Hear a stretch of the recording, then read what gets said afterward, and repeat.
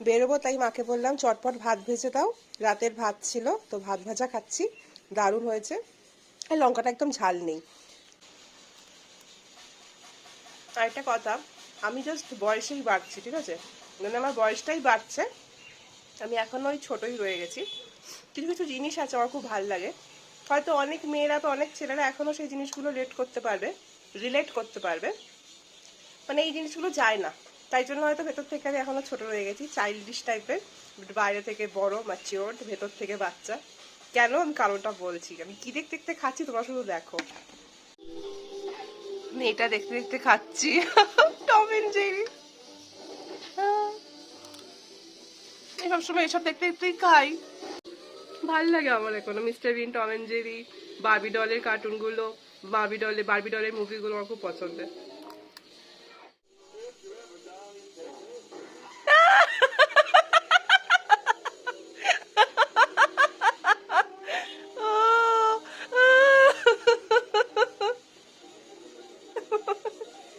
This is called pure Tom and Jerry mania. ভাই, pure love, pure love. So finally আমি বেরিয়ে গেছি। আমার সাথে একটা খুব এম্বারেসিং জিনিস হয়েছে, সেটার রিজন আমি এম্বারেসিং সিচুয়েশনে নিজেকে আমি নিজেই ফেলেছি। কারণটা আমি দেখাচ্ছি, ওয়েট। এই যে কারণটা হলো আমার শুজটা, কি ময়লা দেখতে পাচ্ছ, কতটা ময়লা। সো লাস্ট 10 দিন ধরে ভাবছি শুজটা আমি পরিষ্কার করব, কিন্তু আমি এত বিজি, বেসিক্যালি আমি এত কুড়ে আর এত আলসে, মানে আলসেমিতে ভরা আমার জীবন, জুতোটা পরিষ্কার হয়নি। আর এই জুতোটা এতটা কমফোর্টেবল না, এটা পরে হাঁটতে বড্ড আরাম, তো আমাকে এই ময়লা জুতোটা আজকে পরে বেরোতে হচ্ছে। এটাই আমার পানিশমেন্ট, এটা আমাকে পানিশ করলো ঈশ্বর, কিছু করার নেই। ময়লা জুতো পরে আমি এখন যাবো, লোকে আমাকে দেখবে। অ্যাকচুয়ালি আজ এটা অনেকটা মানে খুশির কারণ আছে, আমার ফার্স্ট অনলাইন অর্ডার এসছে। অফলাইন অনেকগুলো হয়েছে, বাট অনলাইন ফার্স্ট এসছে, সো ওর জন্যই আমার শিপিংয়ের জিনিসপত্র কিনতে যেতে হবে। তাড়াতাড়ি বেরোতে চাইছিলাম, বা দেরি হয়ে গেছে। আর কটা প্রোডাক্টও রিস্টক করতে হবে, কারণ ওটা এত ডিমান্ড হবে বুঝতে পারিনি, সো আরও রিস্টকের কিছু প্রোডাক্ট করতে হবে। সো লেটস গো, যাই। I am very happy today.